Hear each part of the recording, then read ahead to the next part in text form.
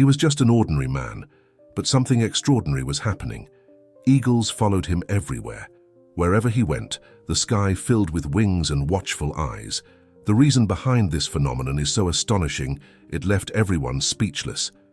In the bustling port of Seattle, where massive cargo ships dotted the horizon like steel mountains, Ethan Harper found solace in the rhythmic dance of his crane.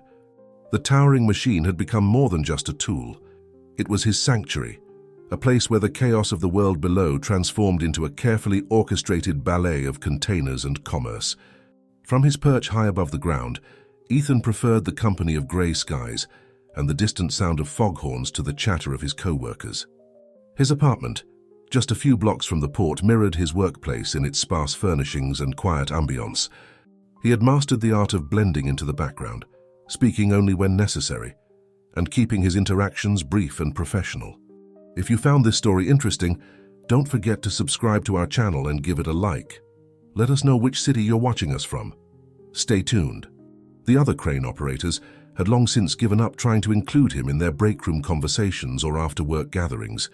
They'd labeled him the ghost, always present but never truly there. Ethan didn't mind.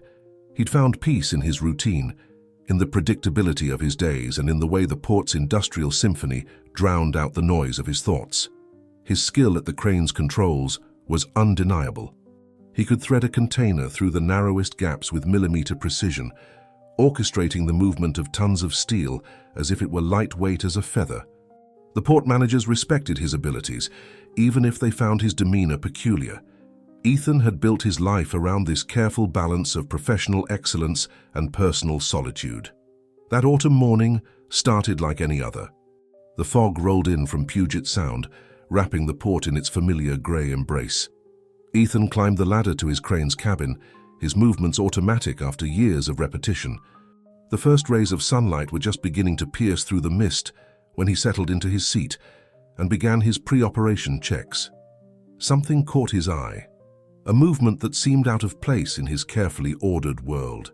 There, perched on the adjacent crane's boom, sat a magnificent bald eagle. Its white head stood out against the metal framework, its eyes fixed on Ethan with an intensity that made him pause. In all his years at the port, he'd never seen one of these majestic birds so close. Ethan tried to focus on his work, but throughout the morning, he found his gaze drawn back to the eagle. The bird seemed to be studying him, tracking his movements with an intelligence that felt almost supernatural. As the hours passed, Ethan couldn't shake the feeling that this wasn't a random occurrence. There was something deliberate about the eagle's presence. During his lunch break, instead of eating alone in his cabin as usual, Ethan found himself unwrapping his sandwich while watching the eagle. Without fully understanding why, he tore off a piece and placed it on a nearby platform. The eagle's response was immediate and graceful. It swooped down, collected the offering with remarkable gentleness, and before taking flight, locked eyes with Ethan in a moment that seemed to stretch into eternity. That evening, as Ethan walked home, his thoughts kept returning to the eagle. The encounter had stirred something in him, a feeling he couldn't quite name. His apartment, usually a refuge, felt different that night, emptier somehow, as if the eagle's presence had highlighted the spaces in his life he'd been careful not to examine too closely. The next morning, Ethan arrived at work earlier than usual, though he wouldn't admit to himself that he was hoping to see the eagle again. As he approached his crane, his heart quickened. There it was, in the exact same spot, waiting. This time it wasn't alone. Two more bald eagles perched nearby, their presence transforming the industrial landscape into something wild and mysterious. Word spread quickly through the port. The usually invisible Ethan Harper had become the subject of curious glances and whispered conversations. His co-workers began to notice how the eagles would circle his crane throughout the day, how they seemed to respond to his movements, how they would wait for him to finish his shift before disappearing into the evening sky. Some of the older workers remembered stories of wildlife in the port's early days, before the endless expansion of concrete and steel. They spoke of how the area had once been a nesting ground for various birds of prey. But none could explain why these eagles had chosen Ethan, why they seemed drawn to this quiet man who had spent years perfecting the art of being unseen. As Ethan left work that evening, he realized his carefully constructed routine had been irreversibly altered. The eagles had brought something unexpected into his life, a mystery that demanded to be explored, a connection he couldn't ignore. Unknown to him, this was just the beginning of a journey that would challenge everything he thought he knew about himself and his place in the world. The following days brought changes that rippled through Ethan's carefully ordered world, like waves disturbing still water. The eagles' presence had become a constant, their numbers growing steadily, until a small parliament of them could be seen circling the port's skyline. Each morning they would greet him with an almost ceremonial precision, their wing beats creating shadows that danced across his crane's cabin. The port workers, who had long since accepted Ethan's solitary nature, now found themselves unable to ignore him. During lunch breaks, conversations would halt as eagles swooped down to accept offerings from Ethan's hands. Some workers began documenting the phenomenon on their phones, sharing videos that quickly spread through the port community. The Eagle Whisperer, they called him, though Ethan remained as quiet as ever. Marcus Johnson, a veteran dock worker with 30 years of experience, was the first to approach Ethan directly about the situation. "You know," he said, leaning against the crane's base one morning, "I've seen all sorts of things in this port, but nothing quite like this. These birds, they're protected species. We should probably report this to someone." Ethan nodded, acknowledging Marcus's presence while continuing to track the eagle's movements overhead. The birds had developed a pattern he'd noticed. They would arrive at dawn, maintain their vigil throughout his shift, and then, as the sun began to set, they would follow him home, creating an aerial escort that had become the talk of his neighborhood. His apartment building, once a place of anonymity, had become a point of interest. Neighbors who had never spoken to him now found reasons to linger in the lobby, hoping to witness the spectacular sight of the eagles perching on nearby buildings. Mrs. Rodriguez, the elderly woman from the 4th floor, even began leaving her window open, despite the autumn chill, claiming the eagles' calls reminded her of her childhood in the mountains. One evening, as Ethan prepared his usual simple dinner, he noticed something unusual on his balcony. An eagle, larger than the others, had left behind a single feather. But it wasn't just any feather. Its shaft bore unusual markings, almost like primitive writing. When he went to examine it closer, he found it resting atop a weathered piece of copper that gleamed dully in the fading light. The discovery of these objects coincided with strange dreams that began to plague his nights. In them, he would find himself soaring over Seattle, seeing the port through the eagle's eyes. The dreams were so vivid that he would wake up with the sensation of wind beneath his wings and the taste of salt spray on his lips. During his breaks, Ethan began spending time in the port's break room, something he had avoided for years. His attention was drawn to the wall of historical photographs that he had previously ignored. As he studied the images of the port's past, he noticed something that made his heart skip a beat. A photograph from 2004 showed a man feeding an eagle in almost the exact spot where Ethan now worked. The man in the photo could have been Ethan's twin. The same angular features, the same thoughtful expression, even the way he stood seemed identical. The caption read, "Dr.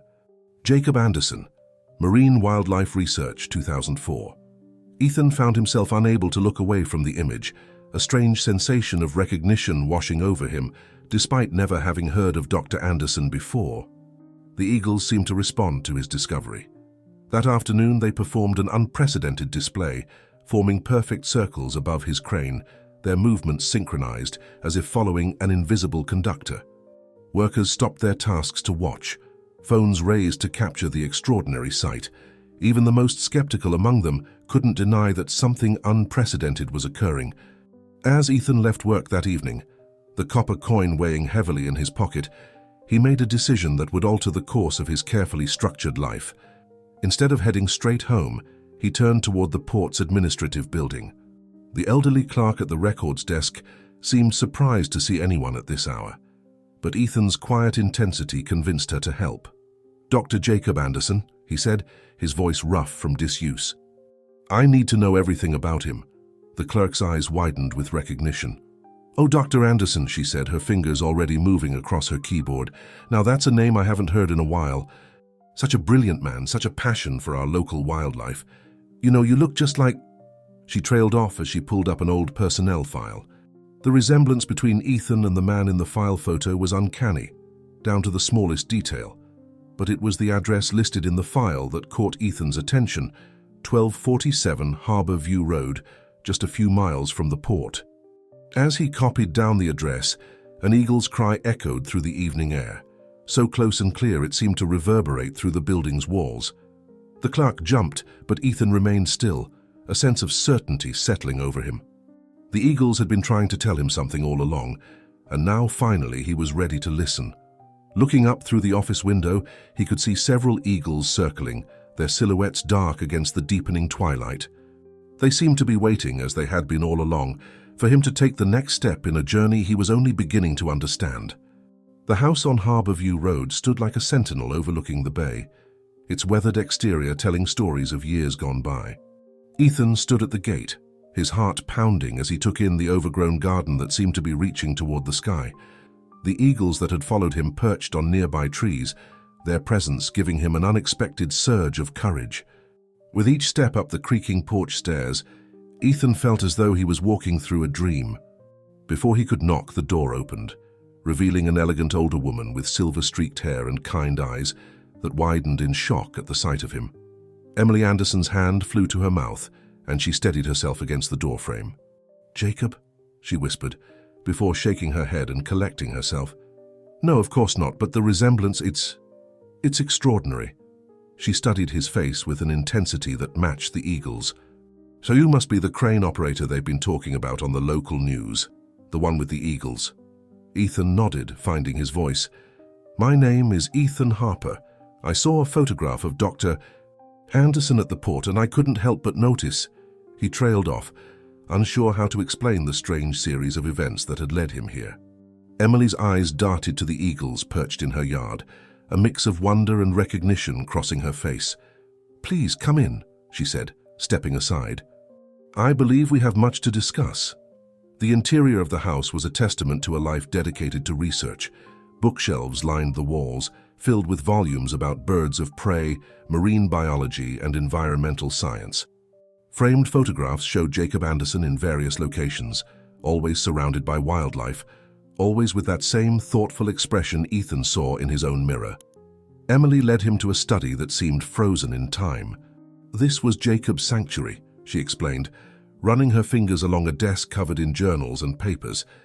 "He spent countless hours here, documenting his observations, developing his theories about the eagle's behavior patterns." She pulled out a leather-bound journal, its pages yellow with age. Jacob believed there was something special about the eagles in this area. He theorized they possessed a collective memory, passing knowledge down through generations. Most of his colleagues dismissed it as fantasy, but Jacob was convinced.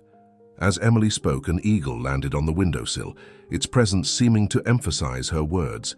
She smiled sadly. "They used to visit him too, you know. Just like they're visiting you now."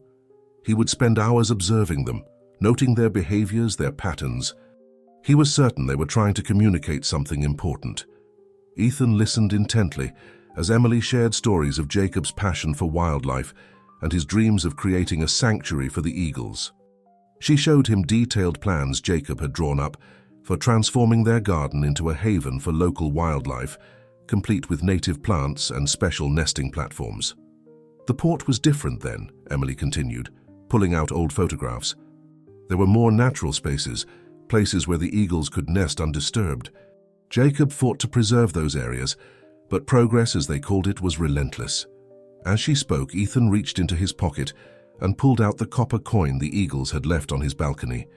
Emily's breath caught when she saw it. "Where did you get that?" she asked, her voice trembling slightly. "The eagles brought it to me," Ethan replied, watching as she carefully took the coin in her hands. "This was part of Jacob's collection," she said softly. "He found several of these while researching the port's history. They're from an old shipwreck, he believed, but we packed them away after he left us."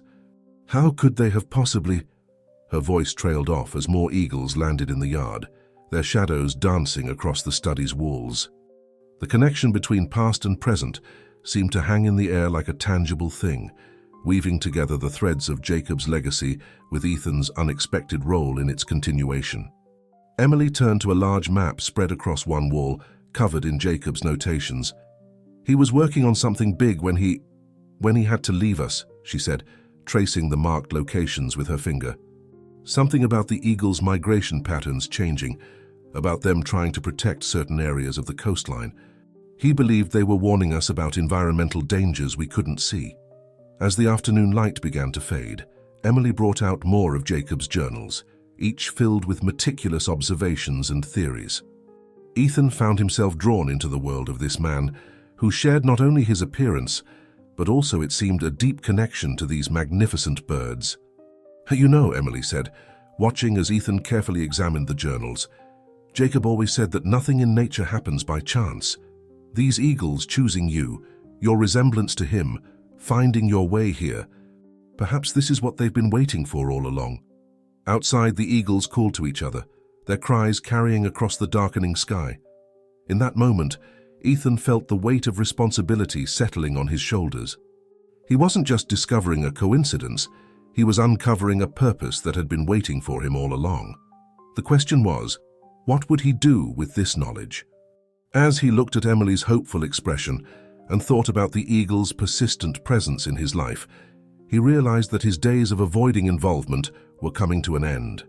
Something larger than himself was unfolding, and he was somehow meant to be part of it. The days following Ethan's visit to Emily's house brought a flurry of new discoveries. Each morning, the eagles would arrive at his balcony bearing small objects, weathered pieces of wood, unusual pebbles, and even fragments of old maps. Emily helped him understand that these weren't random offerings. They were pieces of a puzzle Jacob had been trying to solve. "Jacob always said the eagles were more intelligent than we gave them credit for," Emily explained one evening as they sorted through the collected items in her study. "He believed they were trying to show us something about the port's ecosystem, something we were missing." The port's atmosphere had changed since word of Ethan's connection with the eagles spread. His co-workers, once content to leave him in solitude, now approached him with questions and observations. Some shared stories of environmental changes they'd noticed over the years, the disappearance of certain fish species, the changing patterns of the tides, the areas where nothing seemed to grow anymore. During his lunch breaks, Ethan began studying Jacob's journals more closely. The detailed notes revealed a complex web of observations about the port's ecosystem. Jacob had mapped areas where the eagles preferred to hunt, spots where they refused to land, and patterns in their behavior that seemed to indicate they were responding to environmental changes that humans couldn't easily detect. One entry particularly caught his attention. The eagles appear agitated when approaching the northwestern section of the port. They circle higher than usual, refusing to dive for fish in that area. Water samples show no obvious contamination, but their behavior suggests otherwise. Nature speaks to us through its creatures. We must learn to listen. Emily brought out more of Jacob's research materials, including detailed maps of the port from different periods. As they laid them out chronologically, a pattern emerged. The areas where the eagles now gathered matched locations Jacob had marked as environmentally significant decades ago. "Look at this," Emily said, pointing to a series of photographs Jacob had taken. "These show how the coastline changed as the port expanded." Jacob was concerned about the impact on the local wildlife, especially the eagles' nesting sites. But there was something else he was trying to prove. Their research was interrupted by an urgent call from Marcus, the veteran dock worker who had first approached Ethan about the eagles. "You need to see this," he said, his voice tense. "The eagles are doing something strange." When Ethan arrived at the port, he found a crowd of workers gathered near his crane. Above them, the eagles were performing an unusual flight pattern, repeatedly circling a specific area before returning to their perches. It was as if they were trying to draw attention to something below. Emily arrived shortly after, carrying one of Jacob's old maps. As they watched the eagles' behavior, she spread the map out on a nearby crate. "Jacob marked this exact spot," she said, her finger tracing a faded notation. "He believed there was something significant here, something that could affect the entire port's ecosystem." The eagle's message became clearer when one of them dropped another copper coin at Ethan's feet. This one was different from the first, more corroded with strange markings along its edge. Emily's eyes widened as she examined it. "These markings," she gasped, They matched the ones Jacob documented in his last journal entry. He believed they were from a 19th century ship that was carrying more than just cargo, something that could have long-lasting effects on the marine environment. As the sun began to set, casting long shadows across the port, Ethan and Emily studied the area the eagles seemed so focused on. Using Jacob's notes as a guide, they began to piece together a disturbing possibility. The birds weren't just showing them a random location, they were warning them about something buried beneath the surface, something that had been slowly affecting the local ecosystem for over a century. The port authorities, initially skeptical of their theories, couldn't ignore the growing evidence. The eagles' behavior, combined with Jacob's meticulous research and the mysterious artifacts they kept discovering, pointed to something that demanded investigation. That evening, as Ethan walked home with Emily, the eagles soaring overhead, he realized how much his life had changed in such a short time. His carefully maintained solitude had been replaced by a sense of purpose, and the quiet routine he'd once cherished now felt like a distant memory. Emily seemed to read his thoughts. Jacob always said that sometimes the most important journeys find us, rather than the other way around, she said softly. These eagles chose you for a reason, Ethan, just like they chose him. The weight of Jacob's legacy and the trust of these magnificent birds rested squarely on Ethan's shoulders. As he looked up at the eagles circling against the darkening sky, he knew that this was just the beginning of a much larger challenge, one that would require him to step fully into the role he'd been chosen to fill. The local media couldn't resist the story of the port worker who communicated with eagles. News vans began appearing near the port, their cameras trained on the sky, hoping to capture footage of the extraordinary relationship between Ethan and the birds. Environmental groups reached out, eager to learn more about the unusual behavior of these protected species. "This isn't what I wanted," Ethan confided to Emily one morning as they watched reporters setting up their equipment near his crane. The publicity made him uncomfortable, threatening to shatter the quiet life he'd built for himself, yet he couldn't deny that the attention might help their cause. Emily placed a reassuring hand on his arm. Jacob faced similar challenges, she said. He struggled with the attention too, but he understood that sometimes we have to step into the spotlight to protect what matters. She handed him another of Jacob's journals, this one containing detailed observations about the port's wildlife patterns from 20 years ago. As Ethan flipped through the pages, something caught his eye. Jacob had documented similar behavior in the eagles back then, the same circular flight patterns, the same focused attention on specific areas. But what struck him most was a series of drawings showing the eagles bringing objects to Jacob, just as they were doing now with Ethan. "Look at this," Ethan said, pointing to a sketch. He drew these same markings we found on the coins. The pattern was unmistakable, a series of unusual symbols that seemed to have significance beyond mere decorative design. Their research was interrupted by a commotion outside. A group of port workers had gathered near the water's edge, pointing excitedly at something in the distance. The eagles were performing their most dramatic display yet, diving and swooping in perfect synchronization over a specific section of the harbor. Among the onlookers was Dr. Sarah Chen, a marine biologist who had been following the story with professional interest. "Those flight patterns aren't random," she observed, watching the eagles through binoculars. "They're responding to something in the environment, something we can't see but they can sense." Emily quickly shared Jacob's research with Dr. Chen, who listened with growing excitement. "This could explain some anomalies we've detected in our recent environmental surveys," she said. "We've been monitoring unusual patterns in the local marine life, but couldn't pinpoint the cause." As they talked, more eagles arrived, their numbers growing until the sky was filled with their majestic forms.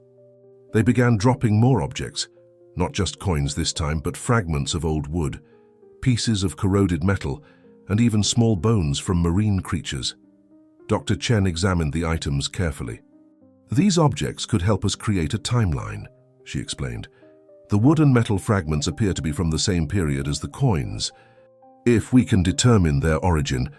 Her voice trailed off as one of the eagles landed nearby, holding something in its beak. It was a piece of heavily weathered leather, part of what appeared to be an old ship's log.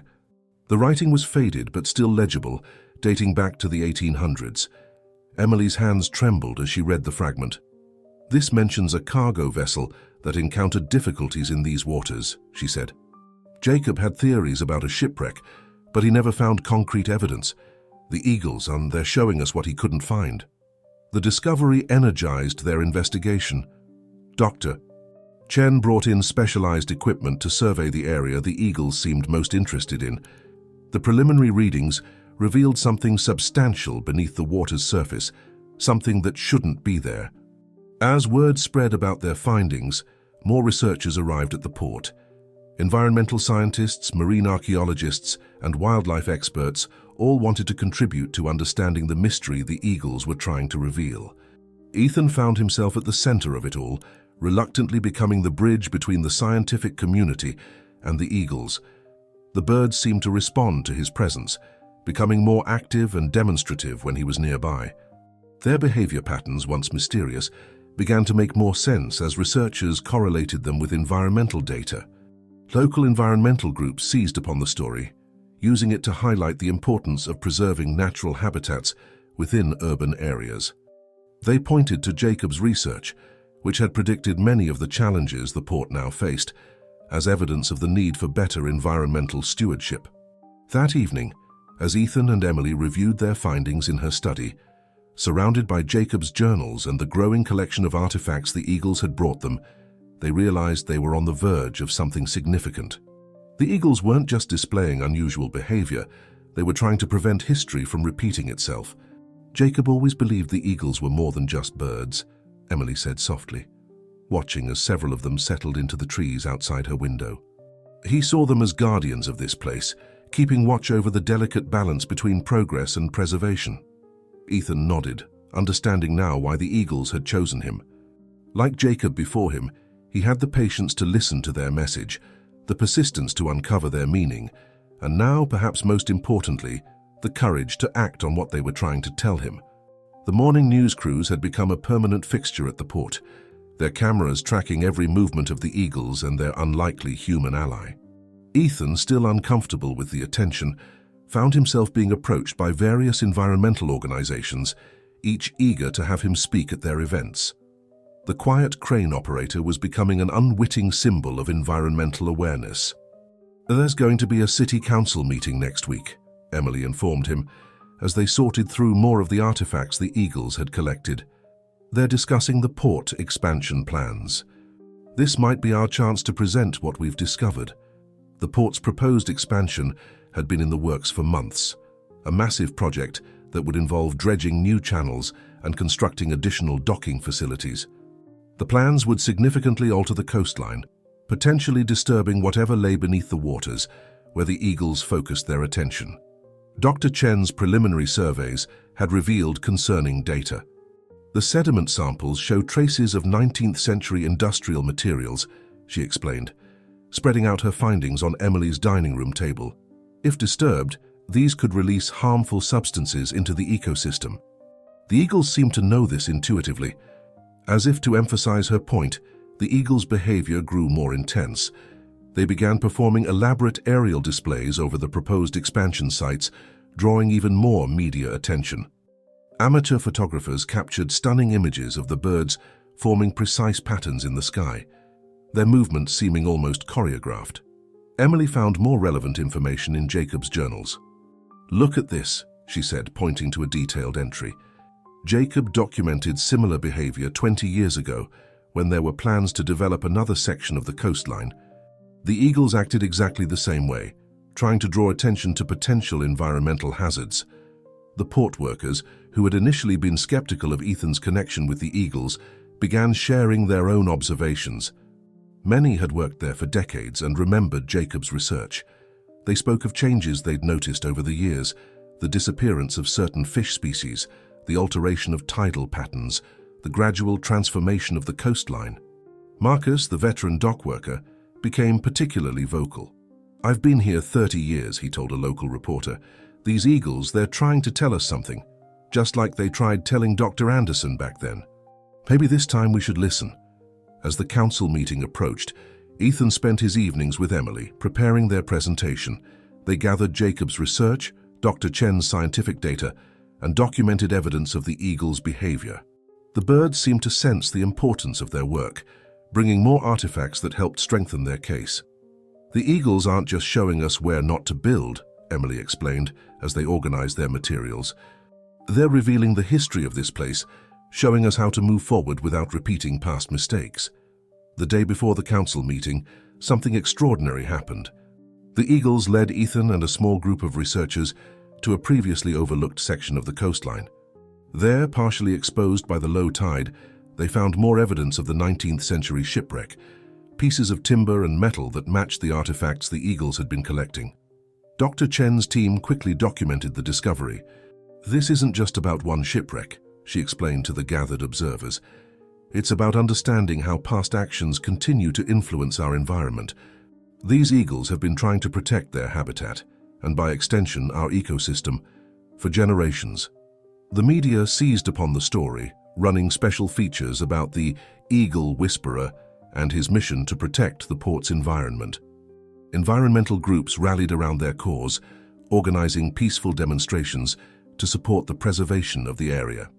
Ethan, who had once found comfort in invisibility, realized that sometimes the most important messages required a voice. As he watched the eagles soaring overhead, their wings catching the last rays of sunlight, he understood that his transformation from solitary observer to environmental advocate wasn't just about him. It was about being part of something larger than himself. That evening, as he and Emily made final preparations for the council meeting, the eagles gathered in unprecedented numbers. They perched on every available surface around the port, their presence a powerful reminder of what was at stake. "Tomorrow," Emily said softly, watching the magnificent birds, "we speak for them. We continue what Jacob started. Are you ready?" Ethan looked at the eagles, then at the port he'd worked in for so many years. He thought about how his carefully constructed solitude had given way to something more meaningful, a purpose that connected him to both the natural world and his community. Ready or not, he knew this was his moment to stand up for what the eagles had been trying to tell them all along. The city council chambers buzzed with anticipation. Every seat was filled, and people lined the walls, their attention focused on the podium where Ethan would soon present their findings. Television cameras were positioned strategically around the room, their red lights blinking in the charged atmosphere. Through the chamber's tall windows, eagles could be seen circling the building, their presence adding a dramatic backdrop to the proceedings. Some council members shifted uncomfortably in their seats, unused to having such majestic observers at their meetings. Emily sat in the front row, surrounded by their carefully organized evidence, Jacob's journals, Dr. Chen's scientific reports, photographs, and the artifacts the eagles had collected. Each item told part of a story that could no longer be ignored. When Ethan's name was called, he approached the podium with a quiet determination that surprised even himself. Gone was the man who had spent years avoiding attention. In his place stood someone who understood that sometimes silence wasn't the answer. 20 years ago, he began, his voice steady, Dr. Jacob Anderson stood in this same chamber, warning about the environmental impacts of unchecked development on our port. Today I'm here because the eagles he studied are still trying to deliver that message. Using Dr. Chen's data, Ethan explained how the eagles' behavior had led them to discover evidence of historical contamination that could be disturbed by the proposed expansion. He showed time-lapse photographs of how the coastline had changed over decades, correlating these changes with declining wildlife populations. "These aren't just random birds acting strangely," he continued, as images of the eagles' flight patterns played on the chamber's screens. "They're showing us exactly where the environmental risks lie. Dr. Anderson documented similar behavior years ago, and now we have the technology to prove he was right." Port Authority representatives presented counter-arguments, citing economic benefits and job creation. But their charts and projections seemed hollow compared to the living drama unfolding outside, where the eagles continued their aerial display. Dr. Chen took the podium next, her scientific credentials lending weight to their case. She presented evidence of how the eagles' behavior correlated with environmental data, explaining how their warning could prevent a potential ecological disaster. During a brief recess, Emily approached Ethan with tears in her eyes. "Jacob would be so proud," she whispered. "You're finishing what he started, giving voice to what he tried to tell them all those years ago. The council members appeared moved by the presentation, particularly when Ethan shared the story of how the eagles had led them to the shipwreck site. The physical evidence they'd discovered, combined with Jacob's historical documentation, painted a compelling picture of nature, trying to communicate with humanity. Local environmental groups presented alternative development plans that would allow for port expansion, while preserving the sensitive areas the eagles had identified. These proposals, though more costly, offered a balance between progress and preservation. As the hearing continued, something unprecedented occurred.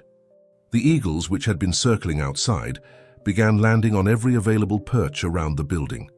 Their synchronized arrival created a moment of profound silence in the chamber, as if nature itself was weighing in on the proceedings.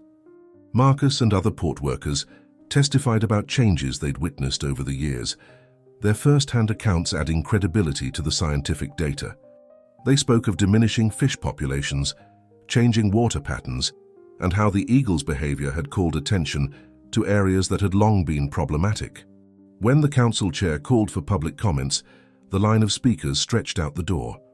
Community members shared their own observations and expressed support for preserving the area. Teachers spoke about using the eagles as an educational tool, helping students understand the importance of environmental stewardship.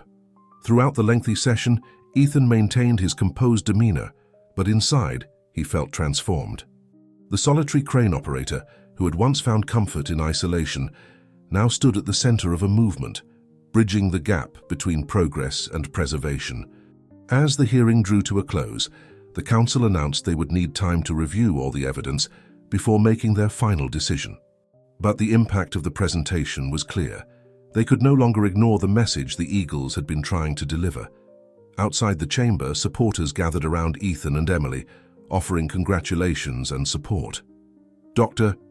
Chen's team was already planning additional studies of the areas the eagles had identified, eager to understand more about what these magnificent birds were trying to tell them. Emily clutched Jacob's journal to her chest, watching as the eagles soared overhead in the fading light. "This is just the beginning," she said softly. "They've been waiting all these years for someone to understand their message. Now that we're listening, imagine what else they might show us." In the weeks following the council hearing, the port became a hub of scientific activity. Research teams worked alongside regular port operations, carefully documenting the eagles' behavior and collecting environmental data. Ethan's daily crane operations now included coordinating with scientists who tracked the birds' movements and responses to different areas of the port. Dr. Chen had established a temporary research station near Ethan's crane, equipped with sophisticated monitoring devices. "The eagle's behavior is incredibly precise," she explained one morning, showing Ethan the latest data. "They consistently avoid certain areas and show agitation when ships approach particular sections of the harbor. Their instincts have been remarkably accurate." Emily spent her days organizing Jacob's research into a comprehensive database, finding patterns that matched current observations. Jacob's work was decades ahead of its time, she told a group of visiting environmental scientists. He understood that these birds weren't just random visitors, they were trying to communicate something vital about our environment. The eagles continued their extraordinary behavior, but now their actions were being meticulously documented and analyzed. They brought more artifacts to Ethan's crane platform, each item adding another piece to the historical puzzle of the port's environmental changes. One morning, as fog rolled in from the Sound, something unprecedented occurred. The eagles led Ethan and the research team to an undeveloped section of the coastline, an area that Jacob had marked in his journals as ecologically significant. There, partially hidden by years of natural growth, they discovered what appeared to be an ancient nesting ground. "This is remarkable," Dr. Chen exclaimed, carefully examining the site. "These nesting patterns go back generations. The eagles haven't just been visiting the port, they've been its guardians for centuries." The discovery strengthened their case for preservation. The media coverage shifted from focusing on the novelty of Ethan's connection with the eagles to exploring the broader environmental implications of their findings. Local schools began organizing field trips to the port, where students could learn about wildlife conservation and environmental stewardship. Emily found herself becoming an impromptu educator, sharing Jacob's research with eager young minds. "Your husband's work is inspiring a new generation," Ethan told her one afternoon, watching as she explained Jacob's theories to a group of fascinated students. The port workers, who had initially been concerned about how the environmental studies might affect their jobs, began to embrace their role in this unique situation. They shared their observations with researchers and helped protect the areas the eagles had identified as sensitive. Marcus organized a group of dock workers to volunteer their time maintaining the newly discovered nesting site. "We've been working alongside these birds for years," he said, "but we never really understood what they were trying to tell us. Now we have a chance to make things right." The eagles' behavior seemed to respond to these positive changes. Their flights became more celebratory than warning signals, their presence a reminder of the delicate balance between human progress and natural preservation. As Ethan operated his crane each day, he found himself part of a larger symphony.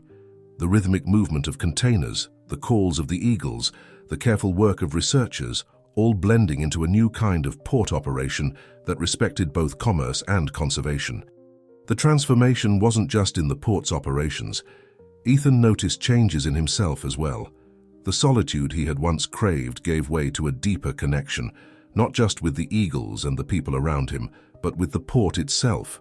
He began to see it as Jacob had, not just as a place of commerce, but as a living ecosystem where human activity and nature could coexist. Emily noticed these changes in him too. "You remind me more of Jacob every day," she said softly one evening as they reviewed the day's findings. "Not just in appearance, but in the way you see the world now. You've become a bridge between two worlds, just as he was." The eagle's presence had become a symbol of hope for the community. Local artists began creating works inspired by their story, and environmental groups used their example to promote conservation efforts in other urban areas. As the sun set over the port each evening, casting long shadows across the water, Ethan would watch the eagles return to their nesting sites. Their graceful flights now seemed less like warnings and more like a dance, a celebration of the harmony that was possible when humans took the time to listen to nature's messages. The discovery of the nesting grounds led to an even more significant finding. While reviewing Jacob's oldest journals, Emily found detailed sketches of a forgotten grove that once existed near the port. According to his notes, this area had been a crucial habitat for wildlife long before the port's industrial expansion. "Look at these drawings," Emily said, spreading the weathered pages across her dining room table. Jacob documented this grove 20 years ago, but according to his research, it had been there for centuries. He believed it was a vital part of the eagle's migration pattern. The eagles seemed to confirm this theory. Every morning, they would gather in large numbers over a seemingly empty section of port property, performing their now familiar circular flights. Dr. Chen's team noticed that this location aligned perfectly with Jacob's documented grove. "The soil samples from this area are remarkable," Dr. Chen explained, examining results from their latest tests. They show evidence of ancient growth patterns consistent with the type of ecosystem Jacob described in his journals.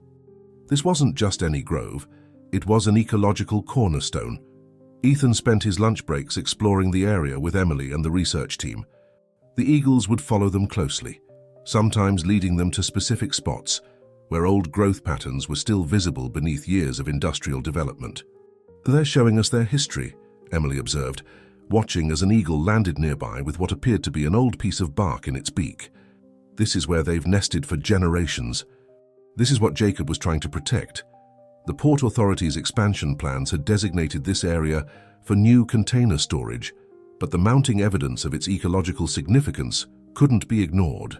Local environmental groups rallied around the cause, organizing peaceful demonstrations to protect what they now called the Heritage Grove. As word spread about the grove's historical importance, native tribal representatives came forward with their own records of the area's significance. Their oral histories spoke of a sacred place where eagles had gathered for countless generations, serving as guardians of the coastal ecosystem. "The eagles aren't just protecting their territory," a tribal elder explained during a community meeting. "They're preserving a legacy that extends far beyond human memory. These birds carry the wisdom of centuries." Ethan's role evolved beyond that of crane operator and eagle whisperer. He found himself working alongside botanists and environmental scientists, helping them understand how the port's daily operations could be adjusted to protect the grove's remnants. The media attention shifted from the novelty of the eagle phenomenon to the broader implications of their discovery. Documentary filmmakers arrived to capture the story, interviewing port workers, scientists, and community members about the changes taking place. Emily's house became an unofficial research center, its walls covered with maps comparing Jacob's historical documentation with current findings. She spent hours correlating his notes with new data, building a compelling case for preservation. Jacob always said that progress doesn't have to mean destruction, she told a group of visiting environmental officials. He believed we could find ways to grow while protecting what matters most. The eagle's behavior seemed to evolve with each new discovery. They began bringing more specific items to Ethan's crane platform. Fragments of native plants, pieces of old growth wood, even small stones that Dr. Chen's team identified as being unique to the ancient grove's geological composition. Local schools developed curriculum around the grove's discovery, teaching students about ecological preservation and the importance of listening to nature's warnings. Children would visit the port on field trips, learning how the eagles had helped humans understand the value of what lay beneath the industrial surface. As autumn turned to winter, the grove site became a symbol of hope for the community. Landscape architects and environmental planners began developing proposals for how the area could be restored, while still maintaining the port's essential functions. One evening, as snow began to fall over the port, Ethan and Emily stood at the edge of the ancient grove site, watching the eagles settle in for the night. The birds had created a new pattern, forming a protective circle around the area, as if standing guard over their ancestral home.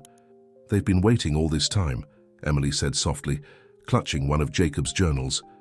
"Waiting for someone to understand what they were trying to tell us, what Jacob was trying to tell us." The city council chamber was even more crowded for their second hearing than it had been for the first. This time, the stakes were higher. The discovery of the ancient grove had transformed what began as a simple environmental concern into something far more significant, a choice between preserving a priceless ecological heritage and expanding industrial development. Dr. Chen presented their latest findings with compelling clarity. The soil samples, artifact collection, and eagle behavior all point to the same conclusion, she explained, gesturing to detailed charts and graphs. This grove isn't just a random patch of land, it's a crucial link in our coastal ecosystem that has survived centuries of development. The Port Authority representatives countered with revised expansion plans, attempting to strike a balance between progress and preservation. Their new proposals included green corridors and wildlife protection zones, but still required developing portions of the ancient grove site. Emily rose to speak next, her voice steady as she shared Jacob's research. 20 years ago, my husband stood in this very room, warning about the consequences of ignoring nature's messages, she said, holding up his weathered journals. Today, thanks to Ethan and these magnificent birds, we have a second chance to make the right choice. As if on cue, the eagles began their most spectacular display yet. Through the chamber's windows, council members and attendees watched in awe as dozens of eagles performed an intricate aerial dance above the building. The birds moved with unprecedented synchronization, their patterns more deliberate and complex than ever before. Ethan approached the podium, no longer the reluctant speaker he'd been at the first hearing. Months of working with the eagles and studying Jacob's research had given him a quiet confidence. "What we're witnessing isn't just about protecting a piece of land," he explained. "It's about understanding our role as stewards of something ancient and vital." The tribal representatives who had come forward after the grove's discovery shared their people's historical connection to the site. Their testimony added a cultural dimension to the environmental and scientific evidence, highlighting the grove's importance to the region's heritage.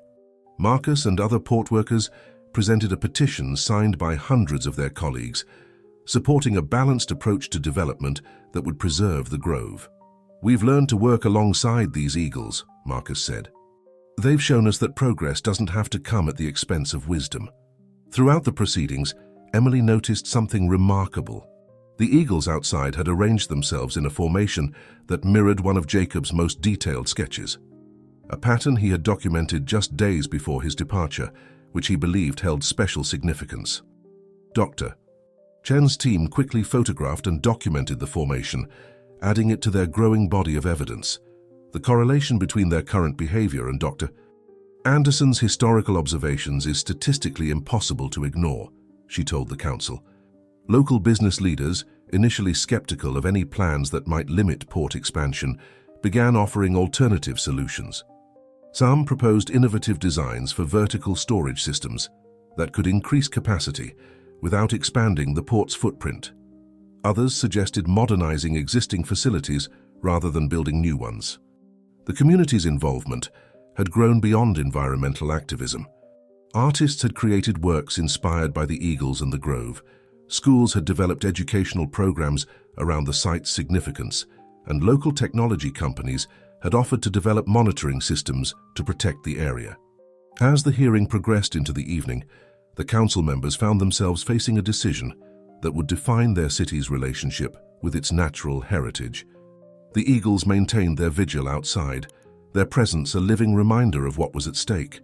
Ethan stood with Emily near the chamber's windows, watching the magnificent birds against the darkening sky. "Jacob would be proud," she whispered, touching his arm gently. "Not just of what we've discovered, but of how the community has come together to protect it." The transformation was visible in every aspect of the proceedings. What had started as one man's mysterious connection with eagles had evolved into a movement that touched every part of the community. The port, once simply a place of commerce, had become a symbol of how progress and preservation could coexist. The council's deliberation process stretched into weeks, during which the eagles' behavior grew increasingly focused. They began creating formations that traced the exact boundaries of the ancient grove, their precision drawing even more scientific attention. Dr. Chen's team mapped these patterns, overlaying them with historical documents and Jacob's research. "It's remarkable," Dr. Chen explained during a community update meeting. "They're not just showing us where the grove was, they're demonstrating its connection to the entire coastal ecosystem." Her team had discovered that the eagle's flight patterns mapped perfectly to underground water sources and historical wildlife migration routes. Emily spent countless hours in her study, correlating the eagle's current behavior with Jacob's final observations. "Look at this," she told Ethan one evening, pointing to one of Jacob's last journal entries. He documented similar patterns just before he left. He believed the eagles were trying to show him something crucial about the grove's role in the port's environmental health. The waiting period had transformed the port community. Workers who had once viewed environmental concerns as a threat to their livelihoods now took pride in their role as stewards of this unique habitat. They began documenting their own observations of the eagle's behavior, contributing to Dr. Chen's research database. Marcus organized educational tours for school groups, sharing stories about the port's history and the eagle's influence. "These birds have been teaching us all along," he would tell the students. "We just needed to learn how to listen." The eagles continued bringing artifacts to Ethan's crane platform, but their selections seemed more purposeful than ever. Each item they delivered appeared to connect directly to the grove's history: pieces of native plants, fragments of old-growth wood, and even small stones that geologists identified as being unique to the area's ancient composition. Local environmental groups worked with city planners to develop comprehensive proposals for preserving the grove while maintaining the port's economic viability. Their plans included innovative solutions for vertical storage, automated handling systems, and green technology that could increase efficiency without expanding the port's footprint. "It's not about choosing between progress and preservation," Ethan explained during a community forum. "It's about finding ways to honor both." His words echoed Jacob's philosophy, documented in the journals that had become their guide to understanding the eagle's message. Emily noticed that Ethan had grown into his role as the eagle's interpreter, much as Jacob had before him. "You've found your voice," she told him one evening, as they watched the eagles perform their sunset ritual over the grove. Just as Jacob found his, the impact of their discoveries reached beyond the local community. Environmental scientists from around the country came to study the phenomenon, and their findings supported the theory that the grove served as a crucial link in the coastal ecosystem. The eagle's behavior had led them to understand complex environmental relationships that might have otherwise gone unnoticed. As the council's decision date approached, the eagle's presence grew more pronounced. They began appearing in larger numbers, their formations more complex and deliberate. Dr. Chen's team worked overtime to document and analyze these new patterns, adding to their growing understanding of the birds' communication methods. The port workers, led by Marcus, organized a series of peaceful demonstrations supporting the grove's preservation. They wore T-shirts bearing images of eagles and carried banners with slogans that would have seemed unlikely coming from dock workers just months before. Progress with preservation and listen to the eagles. Ethan continued his daily crane operations, but his role had evolved. He had become a bridge between the industrial and natural worlds, helping to demonstrate how they could coexist and even benefit from each other. His quiet example inspired others to find their own ways of contributing to the cause. One evening, as Emily was showing him some of Jacob's final photographs, they made a stunning discovery. The eagle's current flight patterns matched exactly with a series of diagrams Jacob had drawn in his last days at the port. "He saw this coming," Emily whispered, her voice filled with emotion. "He knew they would find a way to make us understand." The anticipation of the council's decision hung over the port like a heavy fog, but something had fundamentally changed in the community. Regardless of the outcome, they had learned to see their home through new eyes, not just as a place of commerce, but as part of a living system that deserved their protection and respect. The day of the council's final decision arrived with unprecedented community turnout. The chamber's halls were filled with port workers, environmentalists, scientists, and local residents, all united by a common cause that had grown far beyond its original scope. Dr. Chen presented their final comprehensive report, which included months of data collection, analysis of the eagle's behavior patterns, and the historical significance of the grove. "What we've discovered here isn't just about protecting a single location," she explained. "It's about understanding how our actions today echo through generations of natural history." As she spoke, the eagles gathered outside in unprecedented numbers, their formations more intricate than ever. Local television stations broadcast live footage of their aerial display, while Dr. Chen's team documented every movement, noting how they corresponded with Jacob's historical observations. Emily stood before the council, holding Jacob's most precious journal. 20 years ago, my husband tried to tell us something important about this place," she began, her voice steady. "Today, through Ethan's connection with these magnificent birds, we're finally understanding the message. The grove isn't just a piece of land, it's a living link to our past and our future." The Port Authority representatives had worked with environmental planners to develop a revolutionary new approach to expansion. Their proposal included state-of-the-art vertical storage solutions, automated systems that would increase efficiency without requiring additional space, and a comprehensive plan to restore and protect the grove. Marcus spoke on behalf of the port workers, his years of experience lending weight to his words. "We used to think environmental protection meant losing our jobs," he admitted. "Now we understand that protecting our natural heritage makes our work more meaningful, not less secure." Throughout the proceedings, Ethan observed from his usual quiet position near the window, watching the eagles soar outside. His transformation from solitary crane operator to environmental advocate had inspired others to find their own voices in the movement to protect the grove. Local business leaders presented economic studies showing how preserving the grove could actually benefit the port's long-term prosperity. Tourism had increased since the eagle's story had gained attention, and several technology companies had expressed interest in developing eco-friendly shipping solutions specifically for the port. The tribal representatives shared more of their historical knowledge about the grove's significance, their traditional wisdom complementing the scientific data. "Our ancestors understood what these eagles are showing us now," an elder explained. "Everything in nature is connected. When we protect one part, we strengthen the whole." As the council members listened to the presentations, the eagles outside began a new formation, creating shapes that exactly matched patterns Jacob had documented in his final days at the port.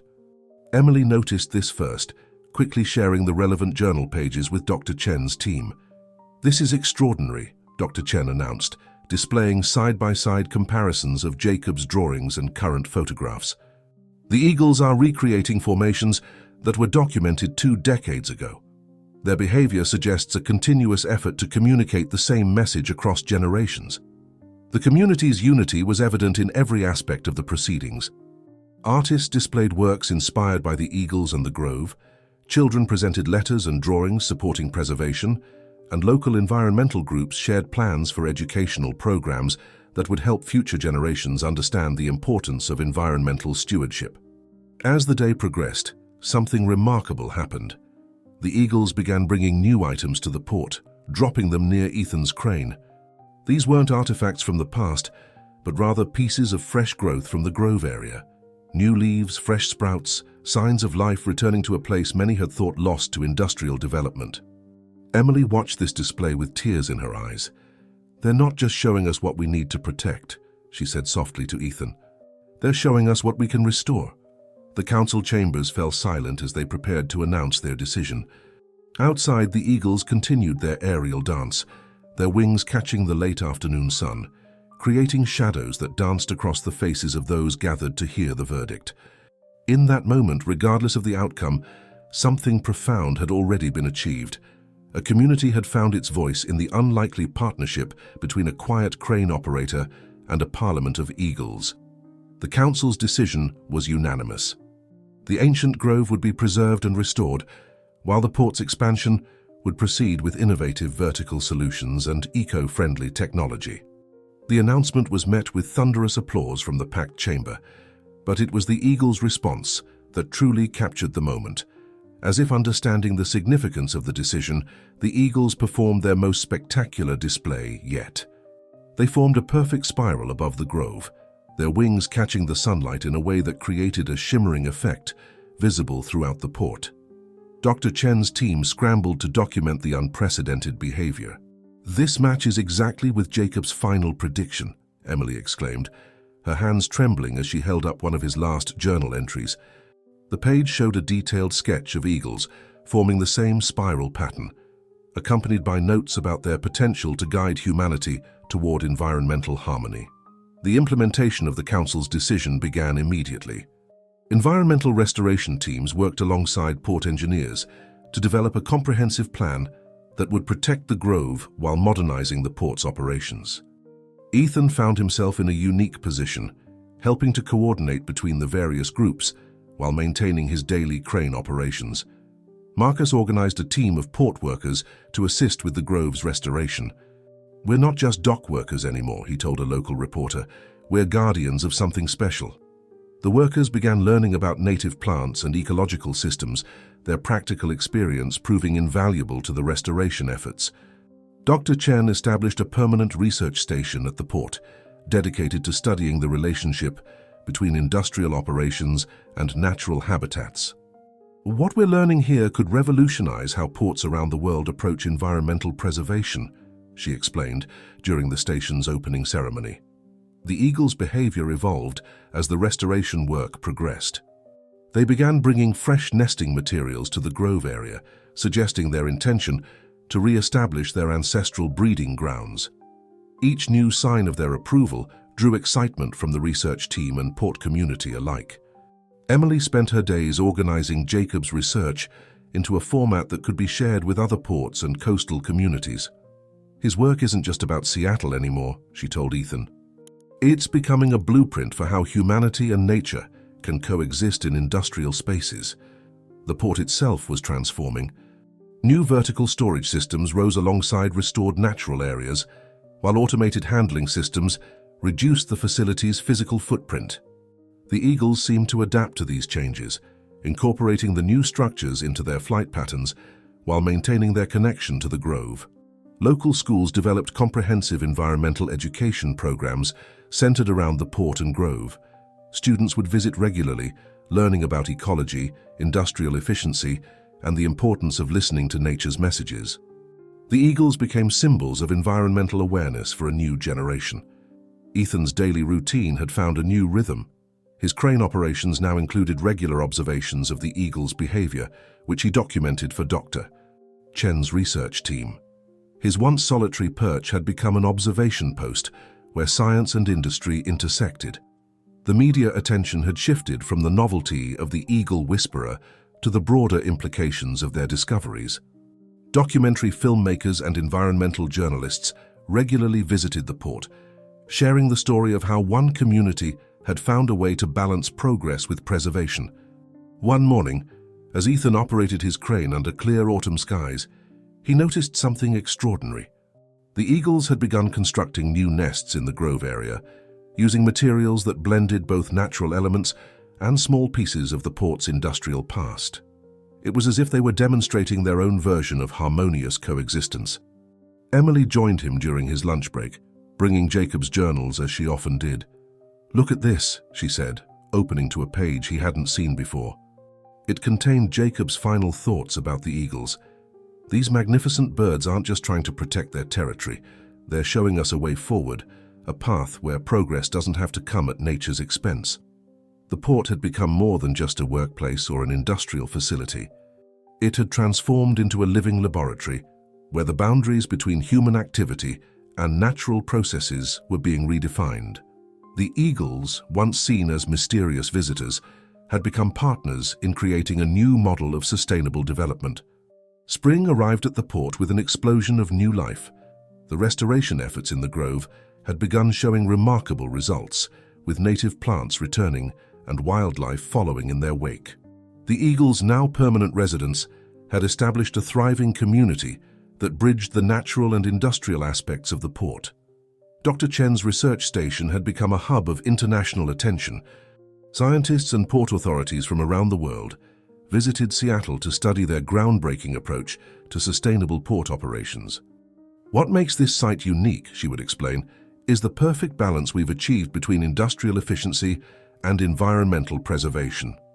The vertical storage solutions had proven even more successful than anticipated. By maximizing vertical space, the port had actually increased its capacity while reducing its environmental impact. The eagles had adapted to these changes, using the new structures as additional vantage points while maintaining their connection to the restored grove.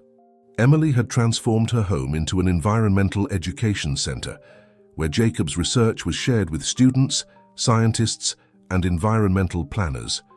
Jacob's vision wasn't just about protecting one area, she would tell visitors. It was about understanding how to create spaces where nature and human progress could thrive together. Ethan's role had evolved beyond his original position. While he still operated his crane with the same quiet efficiency, he had become an essential link between the port's industrial operations and its environmental initiatives. His observations of the eagle's behavior continued to provide valuable data for ongoing research. The port workers, under Marcus's leadership, had embraced their expanded responsibilities. They maintained their regular duties while also serving as environmental stewards, monitoring the grove's health and documenting wildlife activity. Their practical knowledge had proven invaluable to the restoration process. One morning, as Ethan arrived for his shift, he noticed something remarkable. The eagles were engaging in a new behavior pattern, one that seemed to echo the port's own transformation. They had begun incorporating small pieces of natural materials into their nests in the industrial structures, while using fragments of weathered dockwood in their grove nests. "They're showing us how it's done," Emily observed when he shared his discovery. "Just like Jacob always said, nature finds ways to adapt and thrive if we give it the chance." She showed him another of Jacob's journals, where he had predicted that the eagles would demonstrate ways to blend the natural and built environments. The community's connection to the port had deepened. Local artists created works inspired by the harmony between the eagles and the industrial landscape. Schools brought students for regular field trips, teaching them about environmental stewardship through the living example of the port's transformation.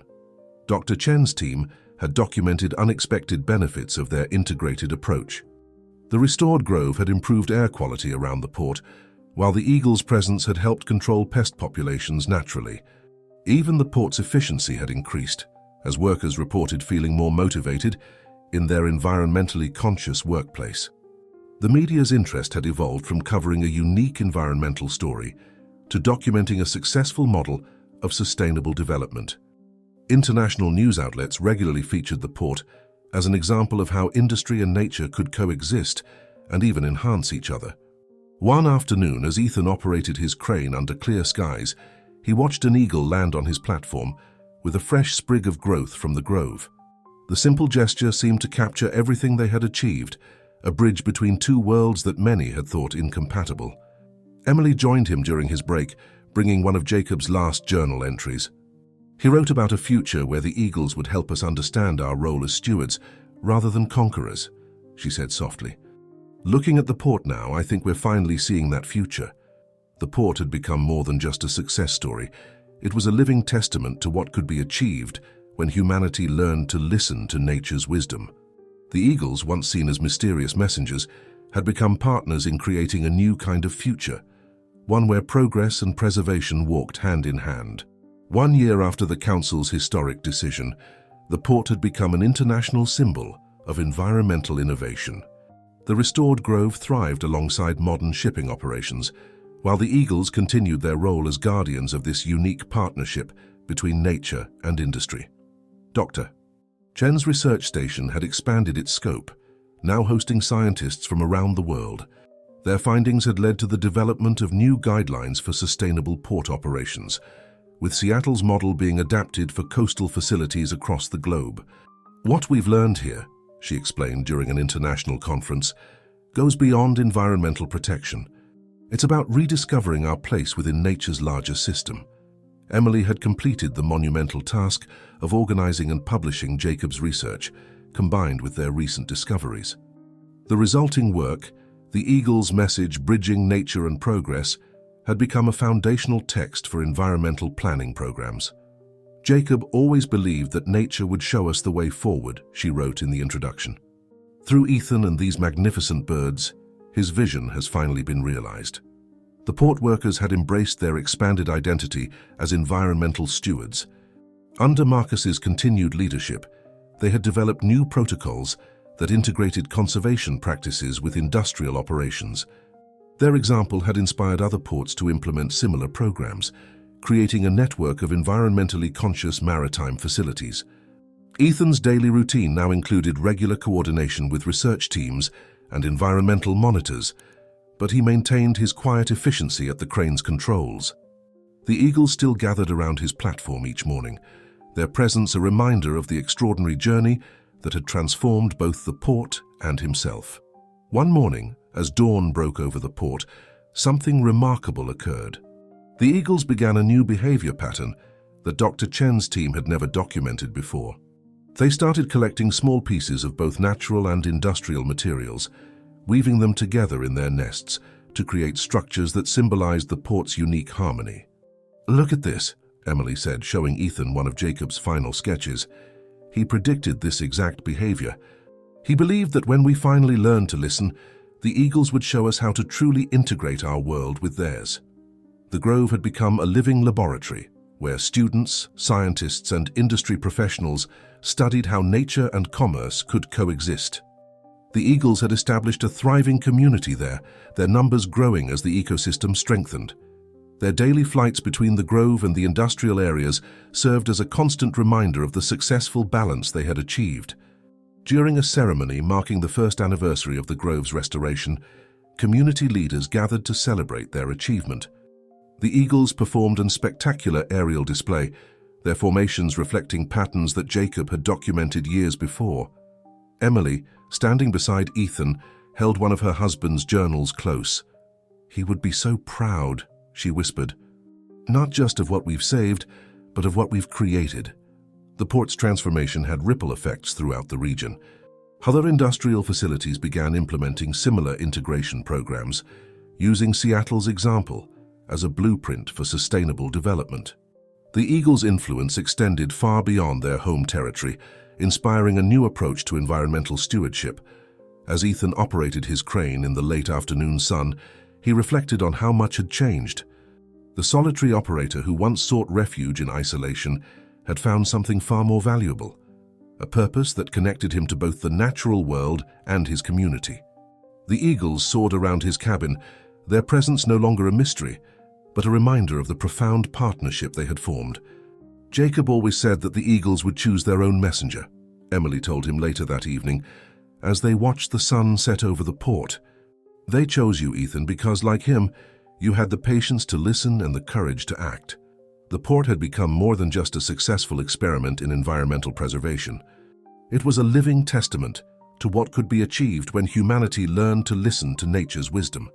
The eagles, their original messengers, continued their daily flights between the industrial and natural worlds, guardians of a legacy that would inspire generations to come. As night fell over the port, the eagles settled into their nests, some in the ancient grove, others on modern structures, their presence bridging past and present, nature and progress. They had shown the way to a future where development and preservation could coexist. Their message finally heard and understood by those who had learned to listen. Dear listeners, we hope the story of Ethan Harper and the guardian eagles of Seattle's port has touched your hearts and opened your minds to the possibilities that exist when we learn to listen to nature's wisdom. This tale of transformation, hope, and harmony reminds us that every one of us can play a part in building a better future. If you've been moved by this journey, please subscribe to our channel and hit the like button to help us share more stories that inspire positive change. Join our community in the comments below. We'd love to hear your thoughts on how we can all become better stewards of our natural world. Remember, every day brings new opportunities to make a difference, just like Ethan and the eagles showed us. Stay tuned for more inspiring stories that will help us understand our place in this magnificent world. We'll see you in the comments.